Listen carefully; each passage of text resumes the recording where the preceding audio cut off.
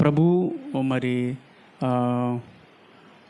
ఎన్ని ఆటంకములు వచ్చినా, ఎన్ని అవరోధములు వచ్చినా, ఎన్ని ప్రతికూల పరిస్థితులు వచ్చినప్పటికీ కూడా ఈ వారం అంతా కూడా దేవుడు మనల్ని కాచి కాపాడినందుకే దేవునికి నిండు మనసుతో హృదయపూర్వకంగా కృతజ్ఞతాస్తుతులు అర్పిస్తున్నాను. దేవుని స్తోత్రం చెప్పండి. హల్లెలూయా. ఇప్పటి వరకు దేవుని పాటల ద్వారా మనము ఆరాధించాం కదా. ఆరాధించారా? చాలామంది కొంచెం చేతులు అరిగిపోతాయేమోనని చెప్పేసి, మరి అది క్రమశిక్షణ అనుకోవాలో ఏటో నాకు తెలియదు కానీ చక్కగా అసలు కదలకుండా కదలలా కదా. సౌండ్లు వినపడితే ఏం చూస్తున్నా, చప్పట్లు కొడతారేమో, దేవుని ఆరాధిస్తారేమో అని చెప్పేసి చూస్తూ ఉన్నాను. అబ్బాయి అక్కర్లే, మనం చప్పట్లు వద్దు, మళ్ళీ డిస్టర్బెన్స్ అయిద్దాం పాడేవాళ్ళకి అన్నట్టుగా ఆ చేతులు కదపకోకుండా విగ్రహాల్లాగా కూర్చుంటా ఉన్నాను. నేను చాలాసార్లు చెప్పా, దేవుని స్తుతించాలి. దేవుని సన్నిధికి వచ్చినప్పుడు మనం ఏం చేయాలా? దేవుని స్తుతించాలి. పాటలు రాకపోయినా సరే రెండు చేతులు ఉన్నాయిగా, రెండు చేతులతో స్తుతించాలి. నేను అడుగుతూ ఉంటా దేవుడిని, నా కన్నులు లేవు, కన్నులు ఉన్నప్పుడు దేవుని వాక్యాన్ని చదివానా? చదవాలా. పోయిన తర్వాత దాని ఇంపార్టెంట్ నాకు తెలుస్తూ ఉంది. చేతులు ఉన్నాయిగా, చేతులు బాగలేదండి, చూడండి బొబ్బలు ఎక్కేసినాయి, లేదంటే అది అసలు పని చేయదండి, మొద్దుబారిపోయింది అంటే ఓకే.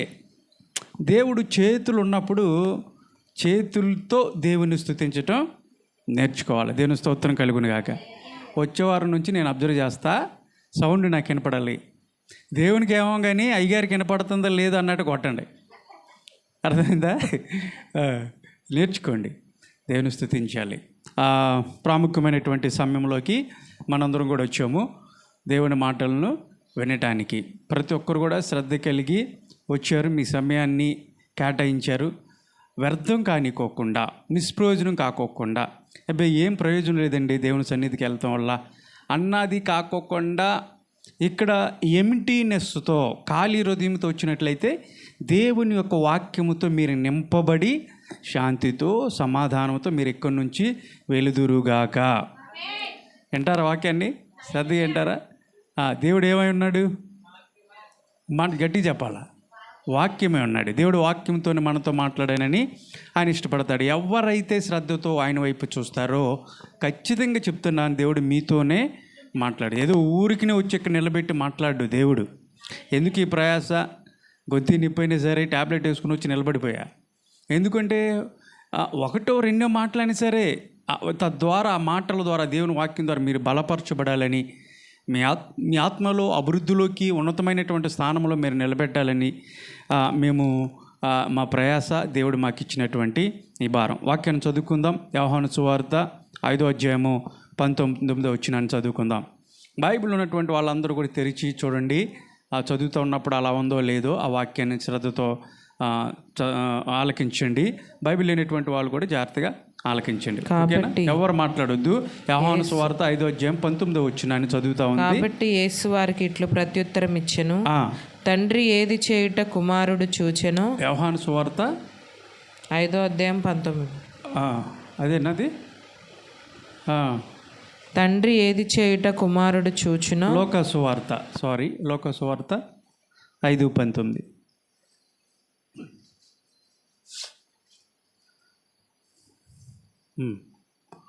జనులు గుంపు కూడినందున వానిని లోపలికి తెచ్చుటకు వల్ల పడకపోయెను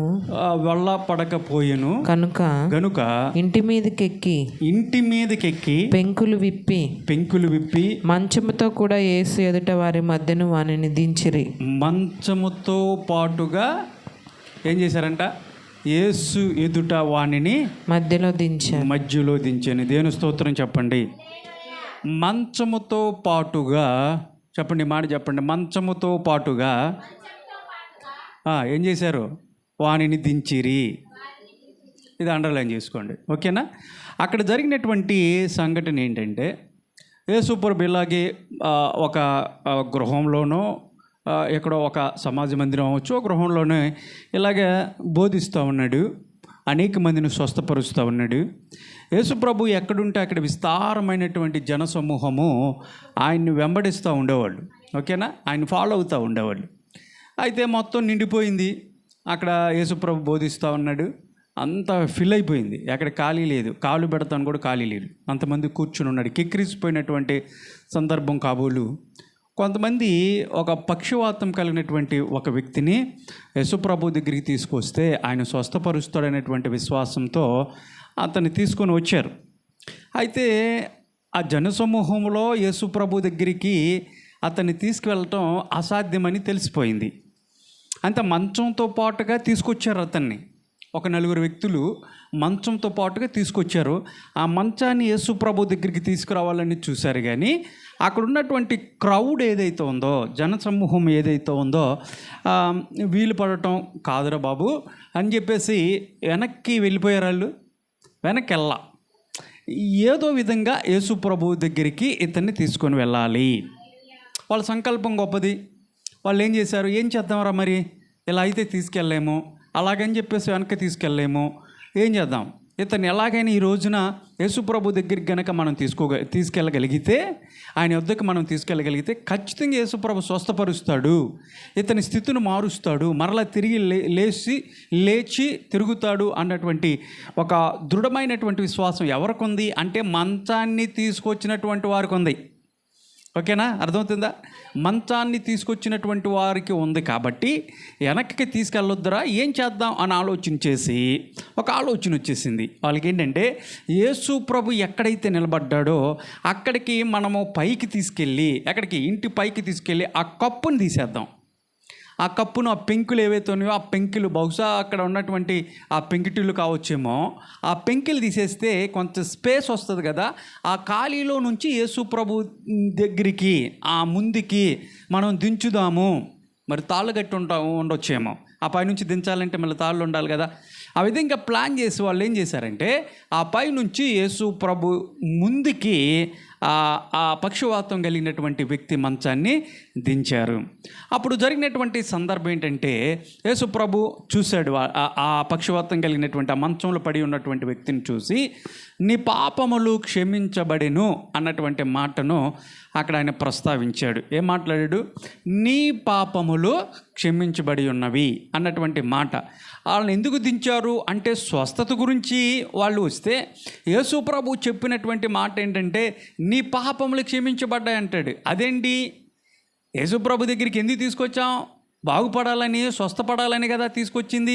స్వస్థత వచ్చునుగాక అనాలి, కానీ పాపాలు క్షమించబడటం ఏంటి అన్నటువంటి ఒకసారి ఆ అంశాన్ని పక్కన పెట్టినా, అక్కడ ఉన్నటువంటి శాస్త్రులు, పరిసయ్యులు అనేటువంటి కొంతమంది తెగలు యేసుప్రభు ఎక్కడికి వస్తే అక్కడికి యేసుప్రభుని వెంబడిస్తూ, అనేక చోట్లకి ఆయన వెంబడిస్తూ, ఆయన ఏమన్నా తప్పు మాట్లాడితే, ఆయన ఏమన్నా కొంచెం విరోధముగా ఏమన్నా మాట్లాడితే, ఇదిగో నువ్వు ఇక్కడ తప్పు మాట్లాడావు కాబట్టి నువ్వు శిక్షించాలి అని యేసుప్రభుని పట్టుకోవాలి.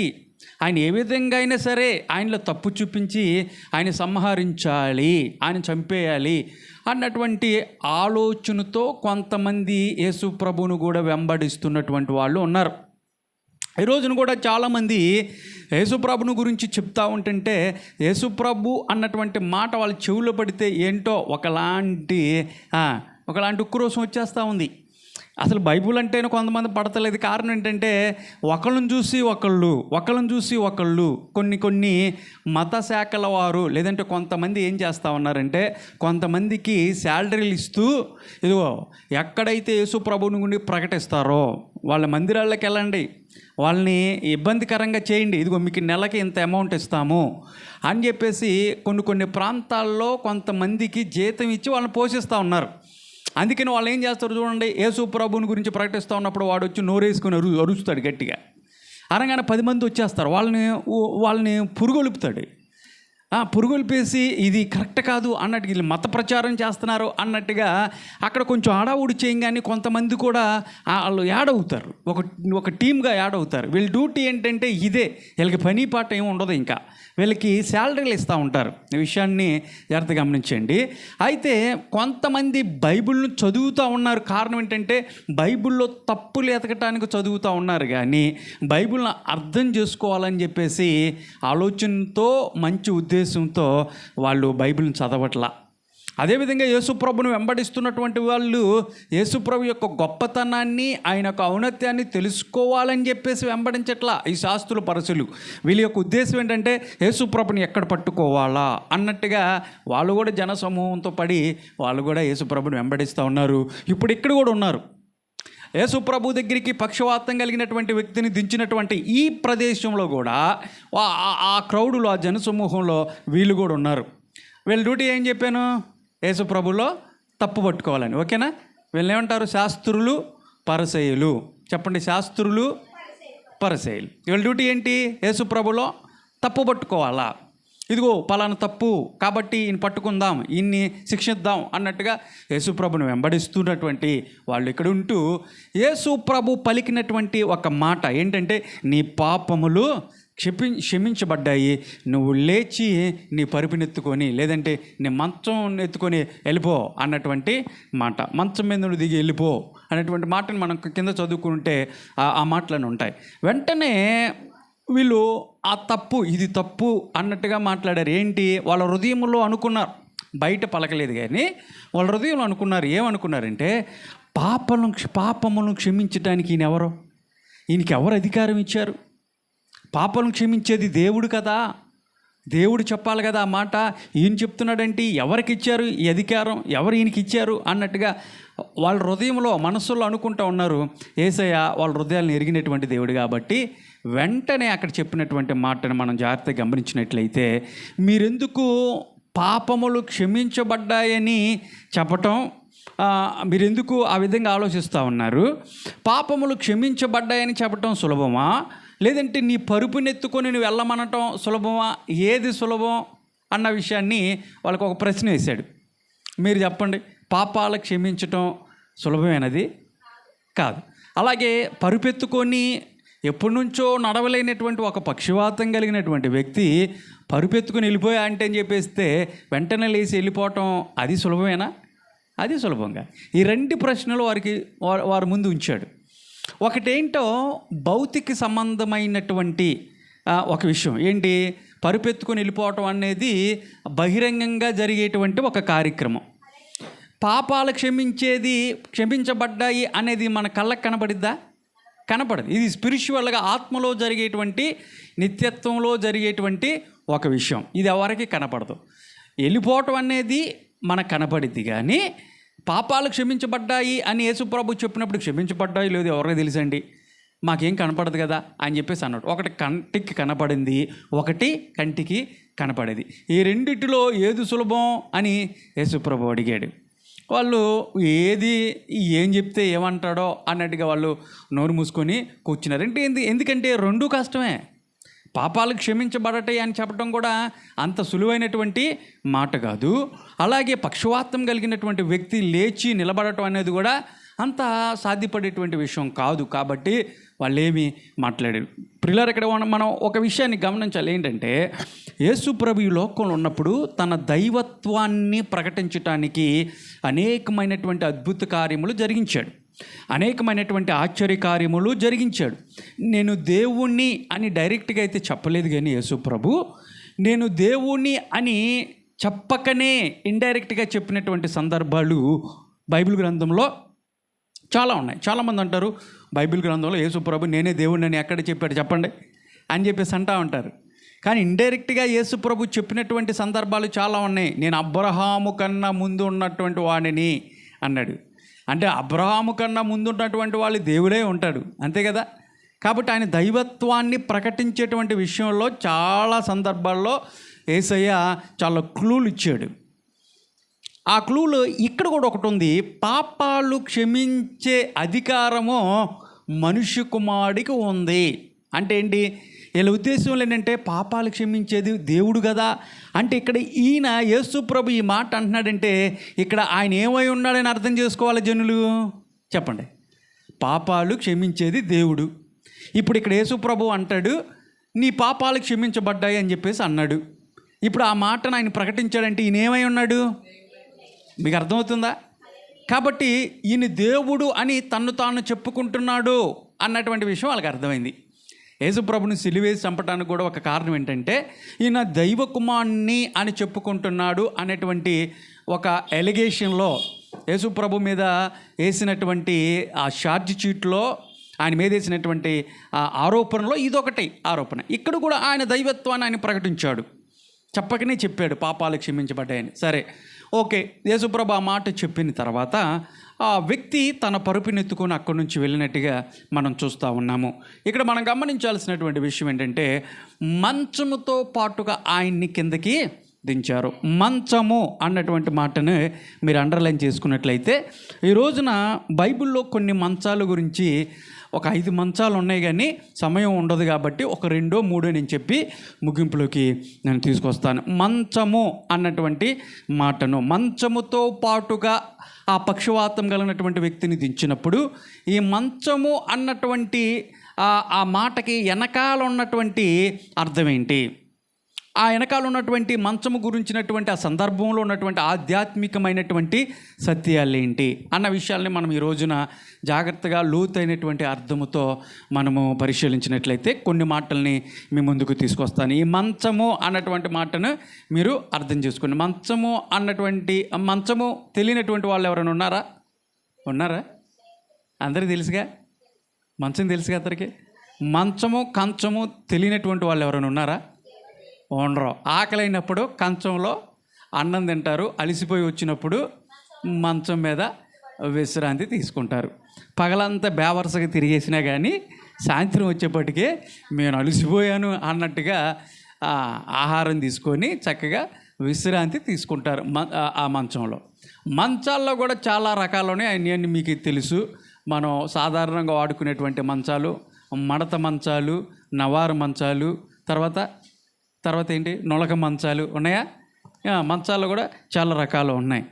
అట్లాగే ఇక్కడ మీ మంచము గురించినటువంటి ఆధ్యాత్మికమైనటువంటి సత్యాలు వెనకాల ఏమున్నాయో జాగ్రత్తగా గమనించినట్లయితే మీకా గ్రంథము 2వ అధ్యాయము 1వ వచనం చదువుకుందాం. జాగ్రత్తగా ఆలకించండి. మంచము అన్నటువంటి వెనక కొన్ని మంచాలు ఉన్నాయి బైబిల్లో. ఆ మంచములో వెనకాల ఉన్నటువంటి ఆధ్యాత్మికమైనటువంటి సత్యాలను మనం గమనిద్దాం. ఓకేనా? దేవుని స్తోత్రం చెప్పండి. హల్లెలూయా. చూద్దాం. మీకా గ్రంథము 2వ అధ్యాయము 1వ వచనాన్ని చదువుకుందాం. జాగ్రత్తగా చూడండి, ఆలకించండి. ఇదిగోండి, మంచముల మీద పరుండి మోసపు క్రియలు యోచించుచు దుష్కార్యములు చేయవారికి శ్రమ. చాలమ్మా, దేవుని స్తోత్రం చెప్పండి. ఇక్కడ ఒక మంచం కనపడుతుంది. ఈ మంచం మీద ఏం చేస్తున్నారంట? మోసకరమైనటువంటి ఆలోచనలు యోచించుచున్నటువంటి వారికి ఏం కలిగిద్దంట? శ్రమ. అంతేనా? అదేనమాట. మంచం మీద మోసకరమైనటువంటి ఆలోచనలు యోచిస్తున్నటువంటి వాళ్ళు ఇక్కడ మాట్లాడుతున్నటువంటి మాట. చాలామంది జాగ్రత్తగా ఆలకించాలి, ఇటు చూడాలి, ఏదో సౌండ్ వినపడుతుంది. మంచాల మీదంట చాలామంది ఏం ఆలోచిస్తున్నారంట?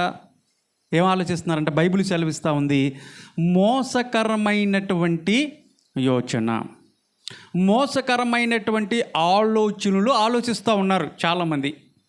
వాళ్ళకంట శ్రమ అని బైబిల్ సెలవిస్తూ ఉన్నప్పుడు నీవు మంచం మీద పడుకుంటున్నావు, కానీ ఏం ఆలోచిస్తున్నావు?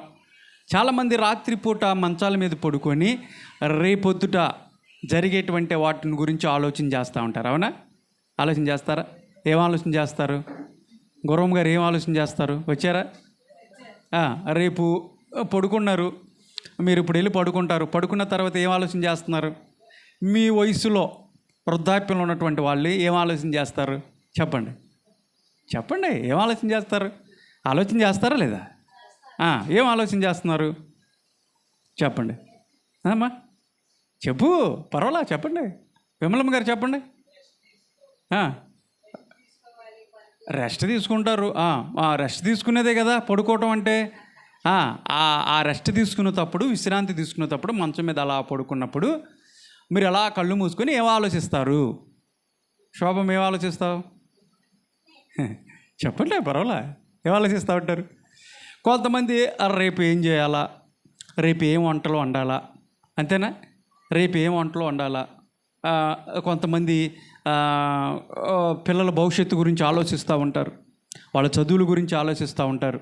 కొంతమంది ఫీజులు కట్టాలి పిల్లలకి, రేపొద్దున ఎలాగా డబ్బులు, ఫీజుల వివరాలు అన్నట్టు వాటి గురించి ఆలోచిస్తారు. అంటే పిల్లల భవిష్యత్తు గురించి ఆలోచించేటువంటి వాళ్ళు అలా పడుకుని ఆలోచిస్తూ ఉంటారు, రేపటి పరిస్థితి ఏంటి, ఇంట్లో కొంచెం కష్టంగా ఉందంటే మరి ఇంట్లో రేపొద్దున ఏం వండాలి, మరి సరుకులు అయిపోయినాయి ఏంటి వాటి పరిస్థితి అన్నట్టుగా చేస్తున్నటువంటి వాళ్ళు కొంతమంది ఉంటారు.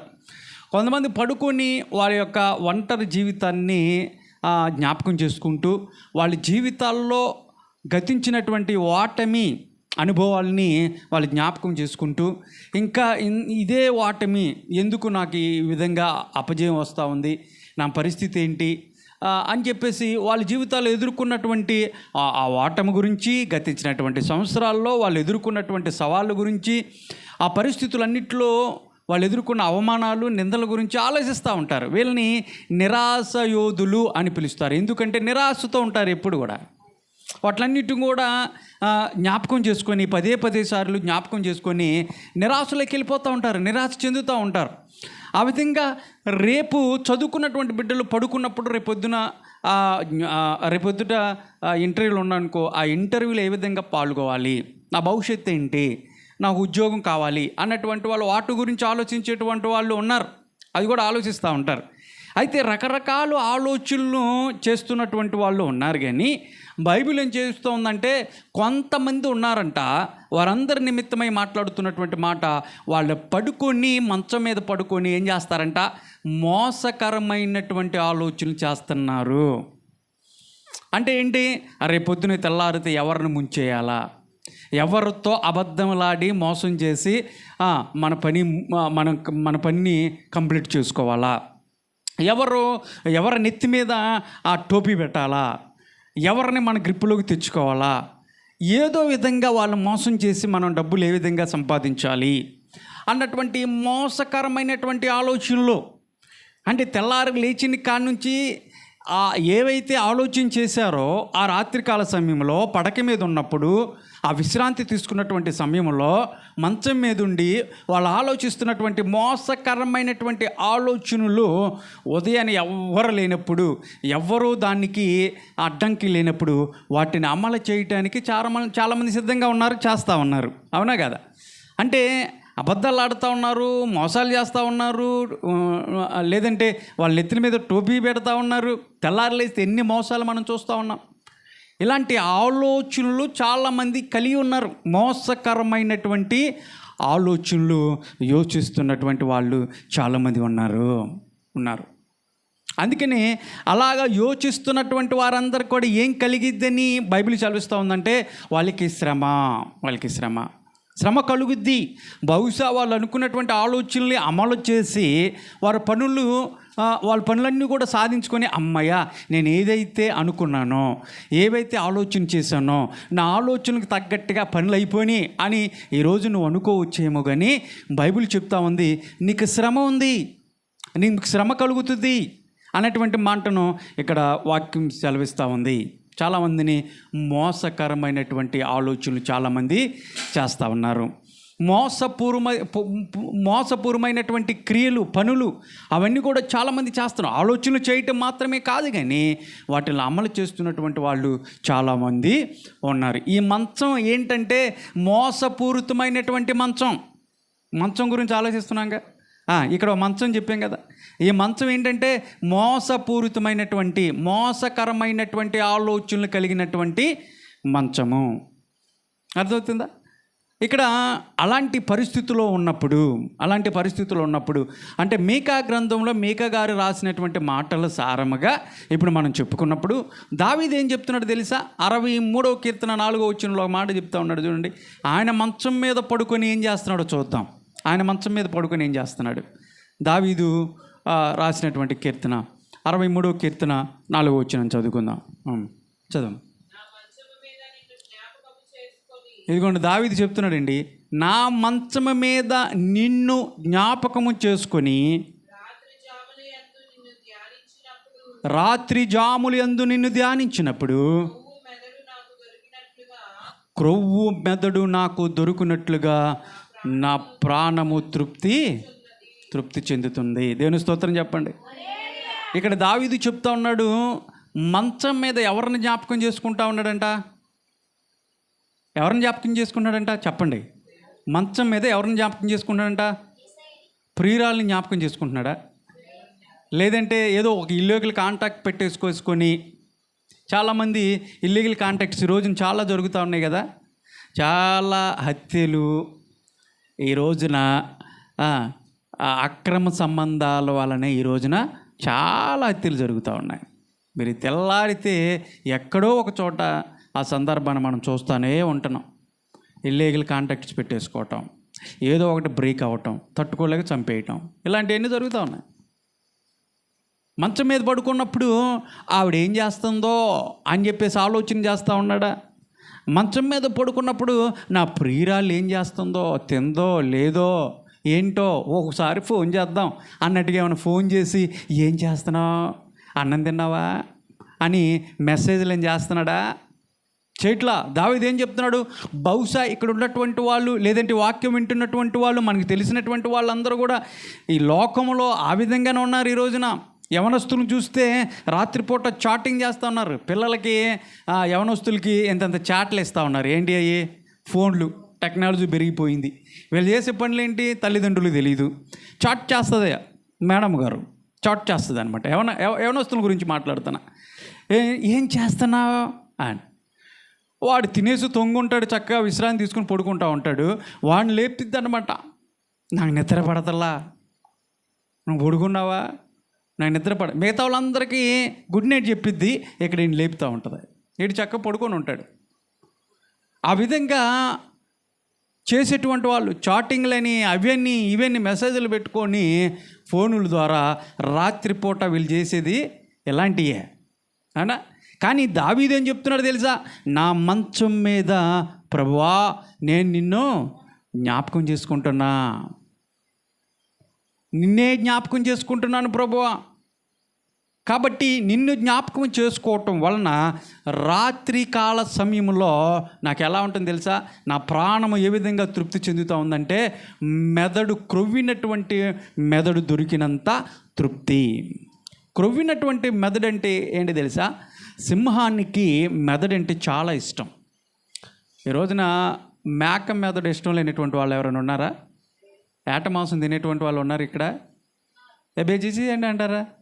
అందరూ తింటారు కదా.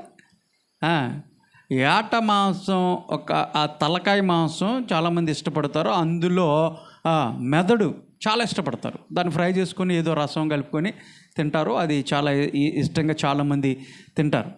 అయితే సింహానికి కూడా మెదడంటే ఇష్టం అంట. ఏ మెదడు తెలుసా? ఏనుగు మెదడు అంటే చాలా ఇష్టం అంట. ఆడసింహం ఏం చేసిందంటే ఏనుగు మీద ఎక్కి ఆ పెద్ద తల ఏదైతే ఉందో ఆ తలని ఒక దెబ్బ వేసింది, అక్కడ పగలగొడుతుంది. పగలగొట్టినప్పుడు ఏనుగు తల చూడటానికి చాలా విశాలంగా అక్కడ పెద్దగా చాలా స్ట్రాంగ్గా కనపడుద్ది. కానీ ఆ సింహపు పంజా దెబ్బకి పగిలిపోయి అదంతా పగిలిపోయి పైకి ఒక ప్లేట్లో పెట్టినట్టుగా మెదడు పైకి వస్తుందంట. దాన్ని చక్కగా తింటుందంట, చాలా ఇష్టంగా తింటుందంట సింహం.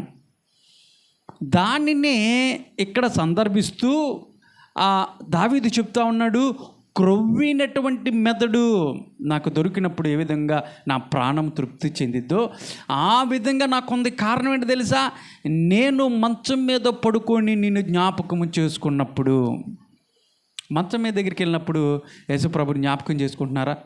పడుకునేటప్పుడు ఎవరైనా సరే ప్రార్థన చేసుకున్నారా? ప్రార్థన చేసుకునేటువంటి అలవాటు ఉందా? లేదంటే తినేసి ఆవులు ఇచ్చుకుంటా బేగా అవన్నీ ఇప్పుడేం చెప్పమానని చెప్పేసి పడుకుంటా ఉన్నారా? ఎంతమంది ప్రార్థన చేస్తున్నారు చెప్పండి? పడుకునేటప్పుడు ప్రార్థన చేసుకుంటా అన్న వాళ్ళు స్తోత్రం చెప్పండి దేవునికి. నిజంగా చేస్తున్నారా? నిజంగా చేస్తున్నారా? ప్రార్థన చేయండి. ఒకవేళ ఇప్పుడు వరకు మీకు అలవాటు లేకపోతే ఒక 10 నిమిషాలైనా కానీ మీరు మోకరించి పడుకున్నటువంటి ఆ ముందు దేవుణ్ణి జ్ఞాపకం చేసుకోండి. ఈ దినమంతా కాపాడినందుకు నీకు వందనాలయ్యా అంటే రాత్రిపూట పడుకునేటప్పుడు దేవుణ్ణి జ్ఞాపకం చేసుకోవటం వల్ల పరలోక దర్శనాలను చూడగలుగుతావు. అప్పుడు పీడకలు రావు నీకు. చాలామంది పడుకున్నప్పుడు ఏంటో పీడకలు వచ్చినాయండి అంటారు. కొంతమంది అంటే అనుకోకుండా వచ్చేటువంటి పీడకలలో వచ్చి ఉండొచ్చు. కొంతమంది ఏం చేస్తారో తెలుసా, వినకూడనటువంటి విషయాలు పగలంతా వింటారు, భయంకరమైనటువంటి వార్తలన్నీ వింటారు. కొంతమంది హర్రర్ మూవీస్ చూస్తూ ఉంటారు కదా, హర్రర్ మూవీస్ తెలుసుగా, ఆ సినిమాలను ఎక్కువ చూస్తూ ఉంటారు. అవి చూసేసి రాత్రిపూట పడుకున్నప్పుడు వాళ్ళు చెప్పేటువంటి మాటలు, ఏమండి అక్కడ ఎవరో ఉన్నట్టుగా ఉందండి అంటది. లేదంటే ఏంటో కిచెన్లో శబ్దాలు వినపడుతున్నాయండి, ఆ బాత్రూంలో ఎవరో తొంగు చూసినట్లుగా ఉంది, ఎవరో ఉన్నట్టు ఉందండి అని చెప్పేసి రకరకాల ఆలోచనలతో, భయంతో, ఆందోళనతో పడుకోవటానికి కూడా ఇష్టపడతారు. ఎవరు చూడమన్నారు నిన్ను అలాంటి కదా. చాలామంది హర్రర్ మూవీస్ చూసేసి, లేదంటే పగలంతా అలాంటి కథలు వినేసి సాయంత్రం పూట పడుకోమంటే మరి పీడ కళలు లేకుండా, దెయ్యం కళలు లేకుండా ఏమొస్తాయి నీకు? అయ్యో వస్తాయి, అవునా? అయ్యో వస్తాయి. అదే ఒక వాక్యం చదువుకోండి, చక్కగా దేవుని మాటలు వినండి, దేవుని వాక్యాన్ని ధ్యానించండి. పగలంతా పడుకునేటప్పుడు దేవుణ్ణి అడిగి, దేవుని జ్ఞాపకం చేసుకొని నువ్వు పడుకో. ఆ రాత్రంతా కూడా నీకు సుఖమైనటువంటి విశ్రాంతి దొరికిద్ది. రెండోది, పరలోకపు దర్శనాలను కూడా నువ్వు చూడగలుగుతావు. మంచం మీద నేను పడుకున్నప్పుడు ప్రభువా నేను నిన్ను జ్ఞాపకం చేసుకుంటున్నాను అని దావీదు చెప్తా ఉన్నాడు. మీకా గారు రాస్తూ మంచం మీద పడుకొని మోసకరమైనటువంటి యోచనలు చేస్తున్నటువంటి వాళ్ళు ఉన్నారని వాక్యం సెలవిస్తూ ఉంది. మరి నీ పరిస్థితి ఏంటి? దావీదు చెప్తున్నట్టుగా దేవుని జ్ఞాపకం చేసుకుని మంచం మీద పడుకుంటున్నావా? లేదంటే మీకా గారు రాసినట్లుగా మంచం మీద పడుకొని మోసకరమైనటువంటి యోచనలు చేస్తూ తెల్లవారు ఎవరిని ముంచాలన్నటువంటి ఆలోచనలతో నువ్వు పడుకుంటున్నావా? ఒకవేళ మోసకరమైనటువంటి యోచన కలిగి నువ్వు రాత్రిపూట పడుకున్నట్లయితే వాక్యం చెప్తా ఉంది, అది తప్పు, అది తప్పు, అది దేవునికి విరోధం. కాబట్టి ఈ రాత్రికాల సమయంలో వాక్యం వింటున్నావు కాబట్టి ఇప్పుడైనా నువ్వు సరిచేయబడాలా. దేవుని స్తోత్రం చెప్పండి. ఇప్పుడైనా నువ్వు సరిచేయబడాలా. దావీదులాగా నువ్వు ప్రార్థన చేయటం నేర్చుకోవాలి, దేవుని జ్ఞాపకం చేసుకోవటం. ఒక పండితుడు చెప్తా ఉంటాడు, రాత్రిపూట పడుకునే ముందు మంచం మీద ఆలోచనలు చేస్తారే, ఏ ఆలోచనలు అయితే నువ్వు చేస్తావో నీ వ్యక్తిత్వం అలాంటిది అని చెప్తా ఉంటారు. అంటే నువ్వే ఆలోచనలు కలిగి పడుకుంటున్నావో, ఏ ఆలోచనలు కలిగి ఉన్నావో అసలు నువ్వేంటో అది చూసిస్తూ ఉంటాయంట.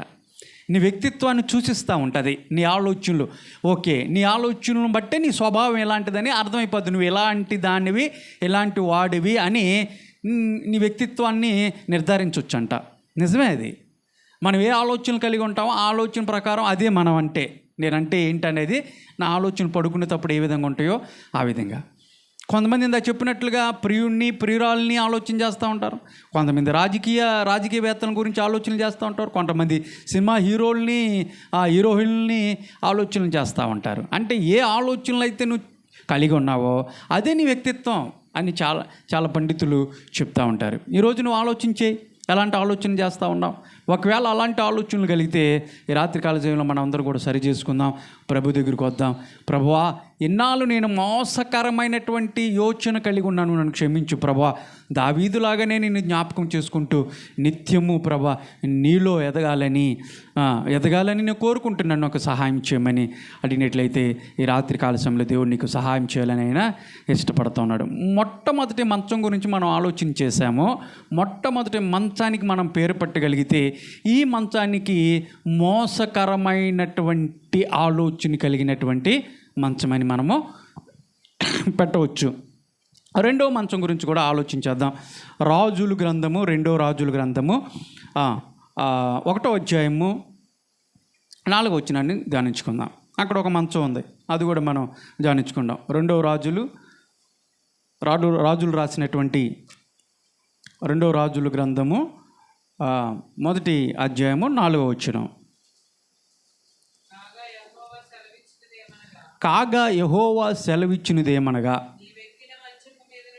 ఇది అండర్లైన్ చేసుకోండి ఈ మాటను, నీవు ఎక్కిన మంచము మీద నుండి దిగి రాకుండా నీవు నిశ్చయముగా మరణమవుదవు. చాలు అని ఏలియా వారితో చెప్పాను. ఇక్కడ ఒక మంచం ఉంది, ఆ మంచం మీద ఒక ఆయన ఉన్నాడు. ఆ మంచం మీద ఉన్నటువంటి వ్యక్తి ఇంకా దిగిరాడు, నిశ్చయంగా చచ్చిపోతాడు అని ఏలియా చెప్పినట్లుగా మనం చూస్తూ ఉన్నాం. ఎవరు ఆ వ్యక్తి అని గనక మనం చేయగలిగితే అతని పేరు అహజ్యా. చెప్పండి, అతని పేరేంటి? అహజ్యా. చెప్పండి పేరు అహజ్యా. ఇతడు ఎవరి కుమారుడు అంటే ఇశ్రాయేలుని పరిపాలించినటువంటి రాజులలో అతి భయంకరమైనటువంటి క్రూరుడైనటువంటి ఒక రాజు ఉన్నాడు, చాలా చెడ్డ రాజు. అతని పేరు ఆహాబు. పేరేంటి? ఆహాబు యొక్క భార్య పేరు యెజెబెలు. తెలుసు కదా మీకు, ఆహాబు యెజెబెలు. వీరిద్దరూ ఎంత దేవునికి విరోధంగా ఎన్ని పాపాలు చేశారో అవన్నీ కూడా మీరు ఇంటికి వెళ్ళిన చదువుకుంటే అక్కడ ఉంటాయి. అయితే అతని కుమారుడు, అతను చనిపోయిన తర్వాత అతని కుమారుడు అయినటువంటి అహజ్యా ఇజ్రాయేలుని పరిపాలిస్తూ ఉన్నాడు. ఆ పరిపాలిస్తూ ఉన్నాడు. ఒకరోజు ఏం చేశాడంటే, ఈ అహజ్యా ఏం చేశాడంటే ఆ కోట ఎక్కాడంట. ఆ పైన ఆ మేడ మీదకి ఎక్కి ఆ మేడ మీద కిటికీలో నుండి చూస్తూ ఉన్నాడంట. కిటికీ ఎక్కి కిటికీలో నుండి బయటికి మరి ఎందుకు చూస్తున్నాడో నాకైతే తెలీదు, బైబిల్లో కూడా రాయబడలేదు. కొంతమంది చూడండి, మేడ మీదకి వెళ్ళి వాళ్ళు ఏం చేస్తున్నారో వీళ్ళు ఏం చేస్తున్నారో అని అటు చూస్తూ ఉంటారు కదా. మేడ మీదకి వెళ్ళేది ఎందుకు? అందుకని అంతేనా? మేడ మీదకి వెళ్ళినటువంటి వాళ్ళు కామ కూర్చుంటారా? ఆ ఇల్లు చూస్తారు, ఇటు చూస్తారు, అటు చూస్తారు, ఆవిడేం చేస్తుంది, ఈవిడేం చేస్తుంది, వాళ్ళు ఏం చేస్తున్నారు అన్న విషయం మీదే చూస్తూ ఉంటారు, అలా చూస్తూ ఉంటారు కదా. మేడ మీదకి వెళ్ళినోడు ఈయన కూడా అట్లా చూస్తూ ఉన్నాడు. జారి కింద పడ్డాడు, దెబ్బలు తగిలి లేవలేనటువంటి పరిస్థితి, తీసుకెళ్ళి మంచం మీద వేశారు. ఇది జరిగినటువంటి సంఘటన. దావీదు కూడా మేడ మీదకి వెళ్ళాడు కదా. యుద్ధాలు జరుగుతున్నటువంటి కాలంలో మేడ మీదకి వెళ్ళినటువంటి దావీదు అంటే ఉండకూడనటువంటి ప్రాంతంలో ఉన్నాడు, చూడకూడని దృశ్యాన్ని చూశాడు, చేయకూడనటువంటి పని చేయటం వల్ల దేవునికి విరోధంగా ప్రవర్తించడాన్ని బట్టి దేవుడు అతనికి శిక్షను తెచ్చుకున్నాడు. అవునా? అంటే చూశాడు. మేడ మీదకి వెళ్ళినటువంటి వాళ్ళు అటు ఇటు తిరగటం వల్ల, పని పాటలు చూడటం వల్ల సాతానుగాడు ఏం చేస్తారు తెలుసా? సాతానుగాడి పని ఏంటి? అటు ఇటు తిరగటం ఆడి పని కూడా. యోబు గ్రంథంలో మనం చూస్తాంగా, ఎక్కడి నుండి వచ్చావు సాతాన్ అంటే ఏమంటాడు? అటు ఇటు తిరిగి వచ్చా అంటే ఆడి పని ఏంటి? అటు ఇటు తిరగటమే. నువ్వు ఖాళీగా తిరుగుతున్నప్పుడు నిన్ను పట్టుకుంటాడు, వచ్చి నేను ఏదో ఒక పాపంలో పడేస్తాడు. దావీదుని ఏ విధంగా అయితే పడేశాడో ఆ విధంగానే పడేసి ఆ పాపానికి ఇంకో పాపం అలా చేసి ఆ పాపాన్ని కప్పుకోవటానికి మరొక పాపం చేసి దేవునికి మరింత దూరంగా జరిగే విధంగా అపవాదిగాడు పురుగొలుపుతాడు. వాడి లక్షణమే అది. ఇక్కడ అహజ్యా కూడా ఏం చేశాడంటే ఆ విధంగానే అలా ఎక్కు చూశాడు, జారిపడ్డాడు, మంచం మీద పడిపోయాడు, లేవలేని పరిస్థితి. ఇప్పుడు నా పరిస్థితి ఏంటి? నేను లేస్తానా? అసలు ఏంటి, ఏం జరగబోతుంది అన్నటువంటి విషయాన్ని తెలుసుకోవటానికి ఎక్రోనులో ఉన్నటువంటి బయల్జెబూలు అన్నటువంటి దేవత దగ్గరికి కొంతమందిని పంపించాడు. ఎక్కడ పంపించాడు?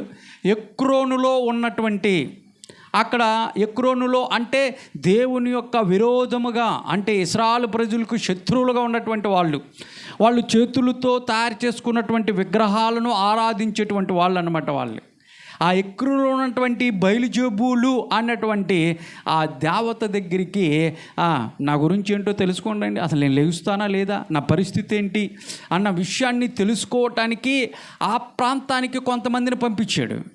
ఎప్పుడైతే ఆ ప్రాంతానికి పంపించాడో ఇతనేమో ఈ రాజేమో ఇశ్రాయేలుల మీద రాజు. ఇశ్రాయేలీలు అంటే దేవుని బిడ్డలు, అంటే దేవుని బిడ్డలను పరిపాలిస్తున్నటువంటి రాజుగా ఉండి ఈయన ఏం చేశాడు తెలుసా? దేవతల దగ్గరకో ఎక్కడికో దేవుళ్ళుగా పిలువబడుతున్నటువంటి వాళ్ళ దగ్గరికి వెళ్ళి అక్కడ విచారించండి నా పరిస్థితి ఏంటి అని చెప్పేసి కొంతమంది దూతలను పంపితే ఆ విషయం ఏలియాకి తెలిసి దేవుని చేత ఆయన బోధించబడినటువంటి వాడయ్యి ఒక సంఘటన చెప్పాడు. అక్కడ ఏంటి తెలుసా?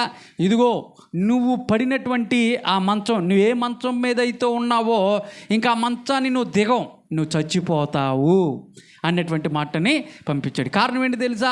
నువ్వు ఇశ్రాయేలు దేవుణ్ణి, నిజమైనటువంటి దేవుణ్ణి, సృష్టికర్త అయినటువంటి దేవుణ్ణి పక్కన పెట్టేసి ఆయనకి అవమానకరంగా నువ్వు ఇతర దేవుళ్ళు దేవతల దగ్గరికి వెళ్ళి విచారణ చేయడానికి నువ్వు పంపించావు. కాబట్టి నువ్వు ఎక్కినటువంటి మంచానికి నువ్వు దిగవు, అక్కడే చచ్చిపోతావు అని ఏలియా ద్వారా దేవుడు ఒక వర్తమానాన్ని పంపించాడు. జాగ్రత్తగా గమనించండి. అప్పుడు ఆహాజ్ ఏం చేశాడు తెలుసా?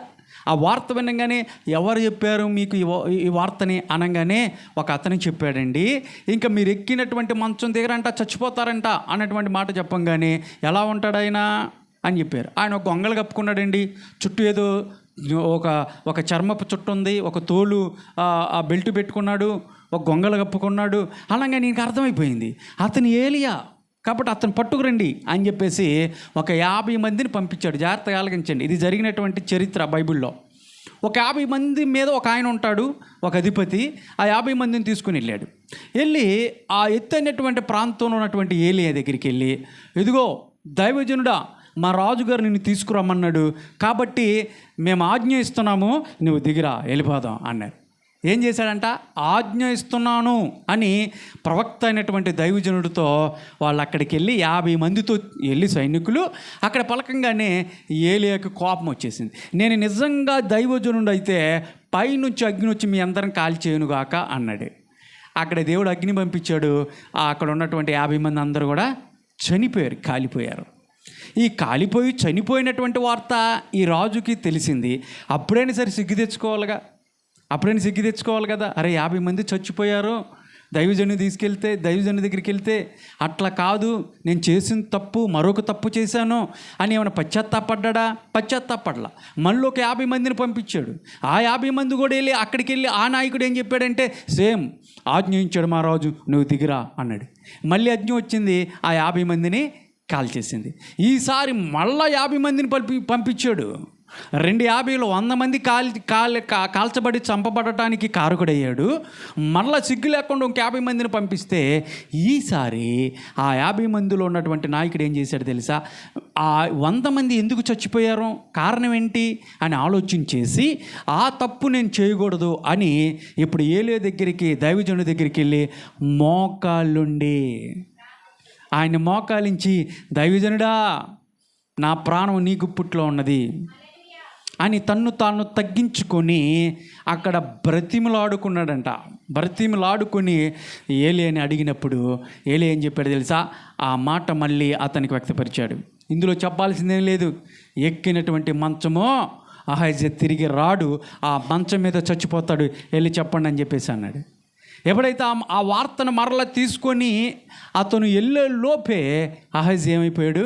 ఆ మంచం మీదే చనిపోయాడు. వెళ్ళంగానే అంటే ఇంకా వార్తను కూడా అతని దగ్గరికి సైనికులు, ఈ లోపే అహజ్యా అక్కడ ఆ మంచం మీద చనిపోయాడు. ప్రియులారా, ఇక్కడ జరిగినటువంటి ఈ వృత్తాంతంలో ఇక్కడ జరిగినటువంటి సంఘటన గురించి మనం ఏం నేర్చుకోవాలి అంటే, దేవుని బిడ్డలమై ఉండి దేవుణ్ణి ఆరాధించేటువంటి వారమై ఉండి కూడా మనకు వస్తున్నటువంటి చిన్న శ్రమలో, ఏవో కష్టాల్లో, అవమానాల్లో, లేదంటే ఏవో ప్రతికూల పరిస్థితులు మన జీవితాల్లోకి వచ్చినప్పుడు మనం ఎవరి దగ్గరికి వచ్చి మనం అడుగుతున్నామో, ఎవరి సన్నిధిలోకి వచ్చి మనం అడుగుతున్నామో అని అంటే, దేవుని దగ్గరికి వచ్చి ఆరాధించాల్సినటువంటి వరము, దేవుని మందిరములోకి వచ్చి ప్రార్థించి, ప్రభువా నా పరిస్థితి ఇదయ్యా, నాకు వచ్చినటువంటి అనారోగ్య సమస్యలు ఇవయ్యా, నాకు వచ్చినటువంటి ఇబ్బందులు ఇవయ్యా, నేను పడుతున్నటువంటి బాధ ఇదే అని చెప్పేసి ప్రభువు దగ్గరికి వచ్చి సృష్టికర్త అనేటువంటి దేవుని అడగాల్సినటువంటి నీవు ఎక్కడికో వెళ్ళి, ఎవరి దగ్గరకో వెళ్ళి, అక్కడికి వెళితే నా ప్రాబ్లం తీరిపోద్ది అన్నట్టుగా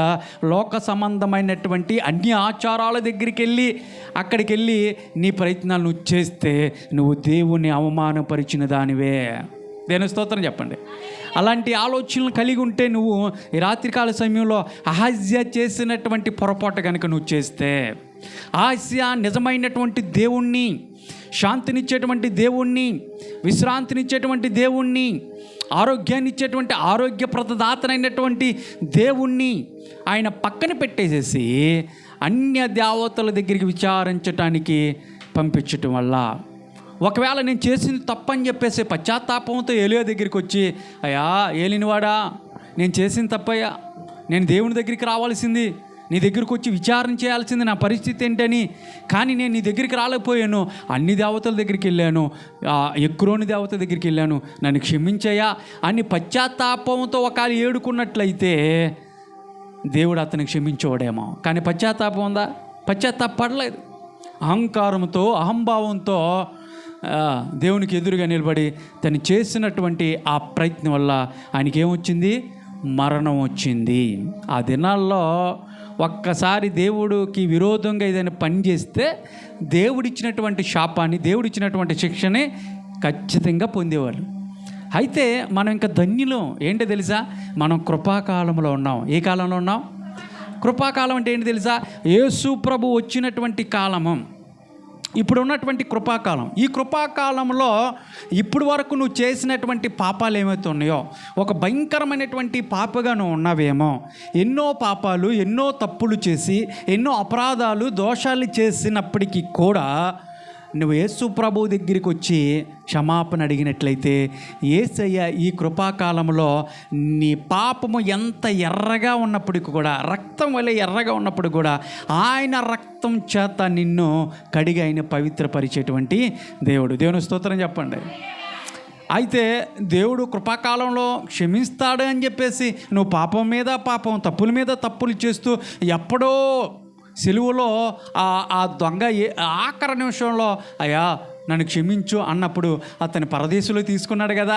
అట్లాగే నేను ముసలిదాన్ని అయిపోయినాక, ముసలోడిని అయిపోయిన తర్వాత యవ్వన కాలంలో నేను చేయాల్సిన తప్పులన్నీ చేసేసి లేవలేని పరిస్థితుల్లో, ఆఖరి పరిస్థితుల్లో దొంగ చేసిన ప్రార్థన చేస్తే దేవుడు క్షమించడా? నన్ను తీసుకెళ్ళేటప్పుడు అంటే క్షమిస్తాడు. కానీ ఈలోపు నీ ప్రాణం పోతే, ఈలోపు నీకు అవకాశం లేకుండా పోతే నువ్వు ఎక్కడికి వెళ్తావు? నరకానికి వెళ్తావు.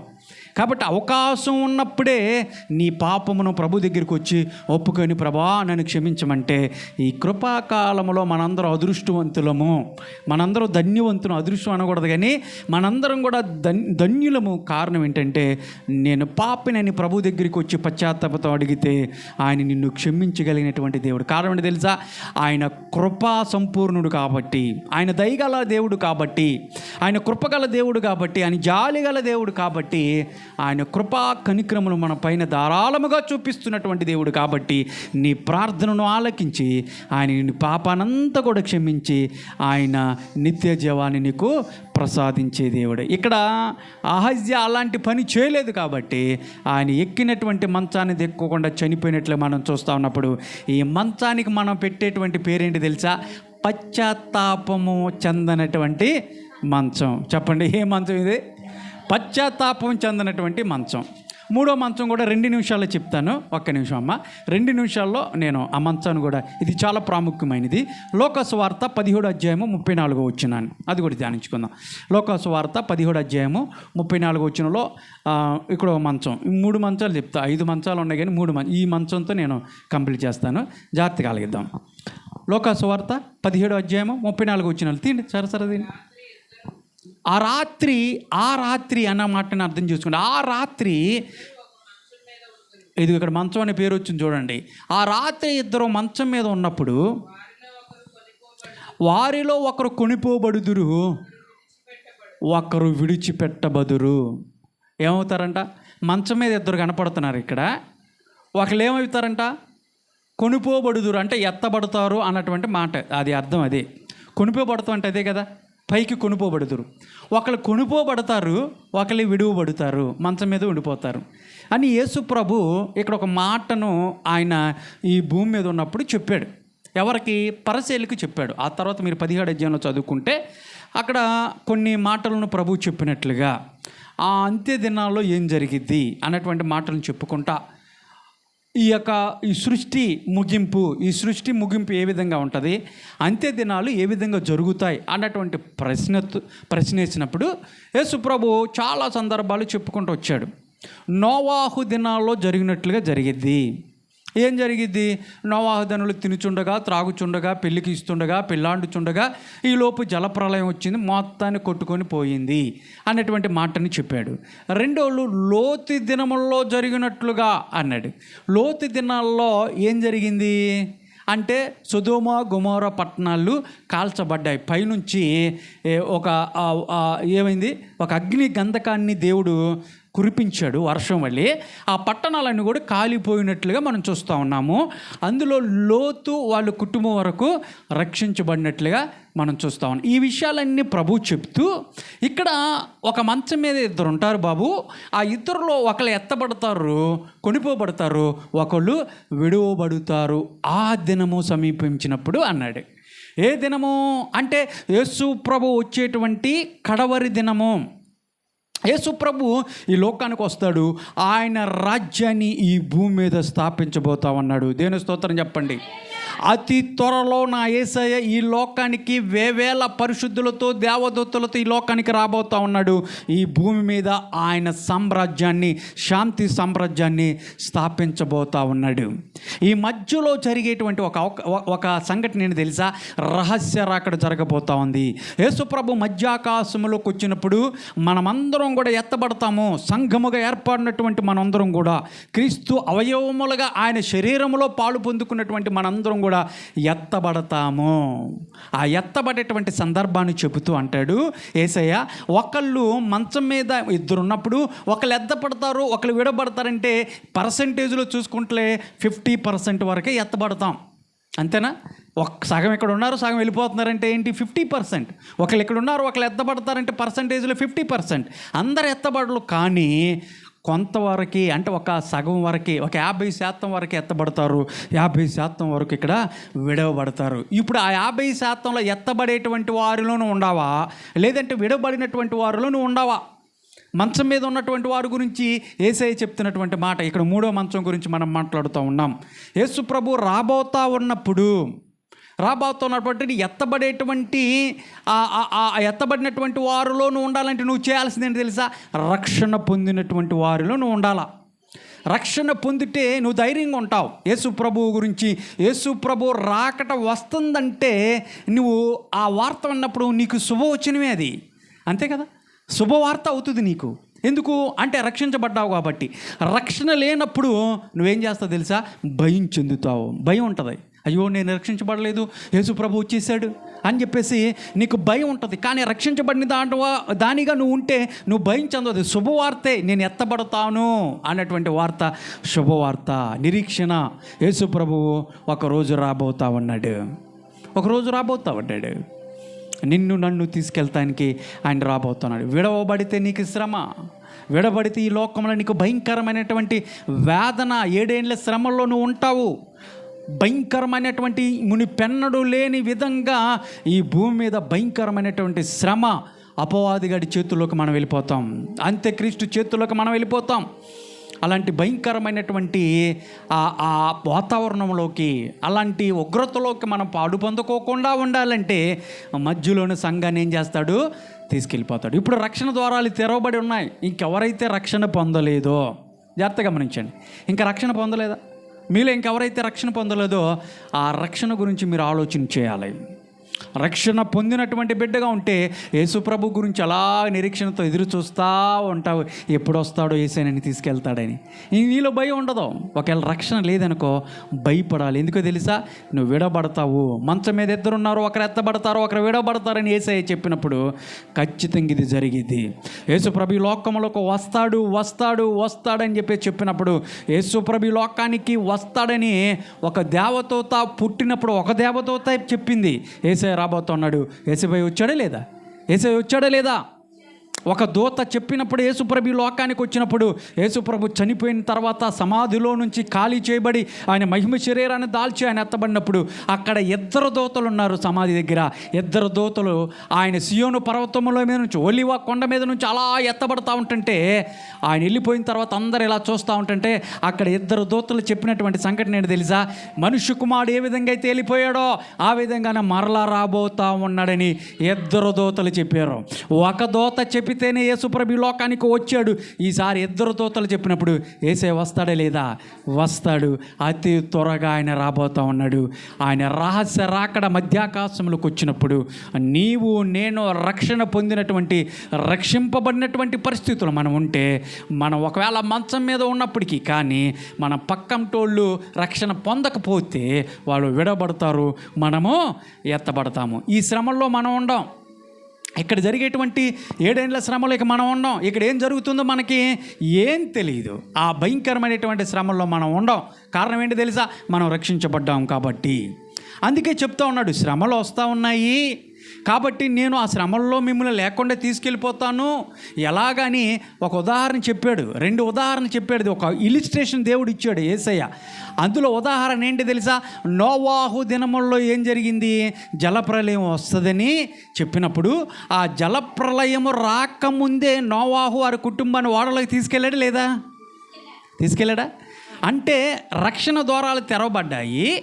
నోవాహు వారి కుటుంబంలో లోపలికి వెళ్ళిన తర్వాత ఏమొచ్చింది చెప్పండి? ఏమొచ్చింది? వాళ్ళు వెళ్ళిన తర్వాత ఇక అమ్మ జలప్రలయం వచ్చింది. మరి ఆ మాట చెప్పరేంటి? వాళ్ళు వెళ్ళిన తర్వాతే జలప్రలయం వచ్చింది. అంటే వాళ్ళు రక్షించబడిన తర్వాత వాడలోకి సేఫ్గా వెళ్ళిన తర్వాత జలప్రలయం వచ్చింది. అంతేనా? అంతే కదా. అదేవిధంగా లోతు కుటుంబంలో నుంచి కూడా సొదొమ గొమొర్రా పట్టణాలని దేవుని నాశనం చేయాలనుకున్నప్పుడు వాళ్ళని బయటికి తీసుకెళ్ళిన తర్వాతే కదా ఆ ఉగ్రత వచ్చింది. అవునా? వాళ్ళు అక్కడ ఉన్నప్పుడు చేయలేదు కదా దేవుడు. అంతేనా? అట్లాగే దేవుని సంఘమైనటువంటి మనం, రక్షించబడినటువంటి మనము తీసుకెళ్ళిపోయిన తర్వాతే శ్రమ అనేది ఇక్కడికి వస్తూ ఉంటుంది. అప్పుడు మనం సేఫేనా? మనం భద్రమే కదా. దేవుని దగ్గర ఎంత ఉత్సాహంగా ఉల్లాసంతో ఉంటాం. విడబడిన వాళ్ళందరూ కూడా చాలా శ్రమను ఎదుర్కొంటూ ఉంటారు భయంకరంగా. అయ్యో అయ్యో అని కేకలేస్తూ ఉంటారంట, ఎప్పుడు లేనటువంటి శ్రమలు. కానీ దేవుడు ఎంత మంచి దేవుడు అండి. మన సంఘాన్ని అక్కడ లేకోకుండా, ఆ శ్రమల్లో పాలు పొందుకోకుండా ముందుగా ఆయన తీసుకెళ్తానికి మధ్యాకాశంలో నా యేసయ్య రాబోతూ ఉన్నాడు. మరి రక్షణ పొందావా? ఇంకా ఆలోచించేస్తా ఉన్నావా? రక్షణ పొందావా? ఆలోచించేయి. ఆత్మరక్షణ లేకపోతే విడవబడతావు. 2 మంచం మీద ఉంటే ఒకళ్ళే ఎత్తబడ్డారంట. ఒకవేళ నీ భర్త రక్షణ పొందకపోతే నువ్వు వెళ్ళిపోతావు, నీ భర్త ఇక్కడే ఉంటాడు. నీ భర్త శ్రమల్లో ఉంటావు. నీకు ఇష్టమా? అయితే నువ్వు భర్త రక్షణ పొందాలని నువ్వు ప్రార్థన చేయాలి. ఒకవేళ భర్త రక్షణ పొందితే భర్త వెళ్తాడు, భార్య మంచం మీద ఉంటాడు, ఒక్కళ్ళే ఎత్తబడతారంట దేవుడు చెప్తా ఉన్నాడు. కాబట్టి విషయాన్ని గమనించిన ప్రియులారా, ఇక్కడ 3 మంచాలు చెప్పాను. ఇప్పుడు చెప్పుకున్నటువంటి మంచము 2 ఉన్నారు. ఆ మంచానికి మనం పేరు పెట్టగలిగితే ఒకళ్ళు ఎత్తబడేటువంటి వాళ్ళు, విడవబడేటువంటి మంచము అని పేరు పెట్టు. 3 మంచాల గురించి మీ ముందు తీసుకొచ్చాను. ఒక మంచము పేరు మోసయుక్తమైనటువంటి ఆలోచనలు చేసేటువంటి మంచము అని పేరు పెట్టగలచ్చు. 2వ మంచము ఎక్కినటువంటి ఆ మంచం దిగకోకుండా మరణించేటువంటి మంచం, అహజ్యా మంచం అని పెట్టవచ్చు. అహజ్యా మంచం పశ్చాత్తాప చెందనటువంటి మంచం అని పేరు పెడితే, 3వ మంచము ఒకళ్ళు ఎత్తబడేటువంటి వాళ్ళు, ఒకళ్ళు విడవబడేటువంటి మంచం. 3 మంచాల గురించి దాని బ్యాక్గ్రౌండ్ ఏంటో అనే విషయాలు మనము గమనించగలిగాము. అర్థమైందా? వాక్యం అర్థమైందా? కాబట్టి ప్రతి ఒక్కరు కూడా సిద్ధపాటు కలిగి ఉన్నాం. దేవుని యొక్క రక్షణ పొంది ఆయన యొక్క రాకడ కొరకు మనము ఎదురు చూద్దాం. కళ్ళు మూసుకొని ప్రార్థన చేసుకుందాం. పరిశుద్ధుడా, ప్రేమగల దేవా, నీ ఘనమైన పాదములకు వందనములు, స్తుతి స్తోత్రాలు. అయా, పక్షవాతం కలిగినటువంటి వారిని ఆ మంచం మీద దింపినప్పుడు ఆ వ్యక్తి యొక్క పాపాన్ని మీరు కడిగేశారు. క్షమించటం మాత్రమే కాదు కానీ ఆ వ్యక్తిని ప్రభువా మరి నడిపించినట్లుగా, స్వస్థతనిచ్చినట్టుగా మేము చూస్తూ ఉన్నాం నీ వాక్యంలో. ఇదిగో ప్రభా, మంచము అన్నటువంటి ఆ వెనకాల మీరు రాసినటువంటి ఆధ్యాత్మికమైనటువంటి లేఖనాల ప్రకారం మీరు నేర్చుకున్నటువంటి సత్యాన్ని బట్టి నీకు వందనాలు. ఇదిగో నాయన, అన్నిటికన్నా ప్రాముఖ్యంగా ప్రభువా, అయా మంచం మీద 2 ఉంటారు. అందులో ఒకరు రక్షణ పొందినటువంటి వాళ్ళు ఎత్తబడతారు, మరొకరు విడువబడతారు. విడబడితే శ్రమ అన్నటువంటి మాటను మీరు చెప్పారు. కాబట్టి నాయన, నీ యొక్క రాకట అతి సమీపంగా ఉన్నది నాయన. ప్రతి ఒక్కరు కూడా అశ్రద్ధ చేయకోకుండా సమయం ఉండగానే సద్వినియోగపరుచుకుంటూ రక్షణ అనుభవంలోకి ప్రతి ఒక్కరూ వచ్చేలాగిన సహాయం చేయండి. వాళ్ళ హృదయాలను ప్రేరేపించండి ప్రభా. కఠినమైనటువంటి మొండి లాంటి బండలాంటి హృదయాలను కూడా బద్దలపరిచేది ప్రభా, పగలగొట్టేటువంటి దేవుడు కాబట్టి నాయన, వారందరిని కూడా ప్రభ తండ్రి మార్చమని ప్రార్థిస్తూ ఉన్నాను. రక్షణ పొందడానికి ప్రభ కృప చూపించమని ప్రార్థిస్తూ ఉన్నాను. మా ప్రియులు ఎవరైతే ఇంకా అశ్రద్ధ చేస్తూ ఉన్నారో వారందరం బట్టి ప్రార్థిస్తున్నారు తండ్రి, కృప చూపించండి.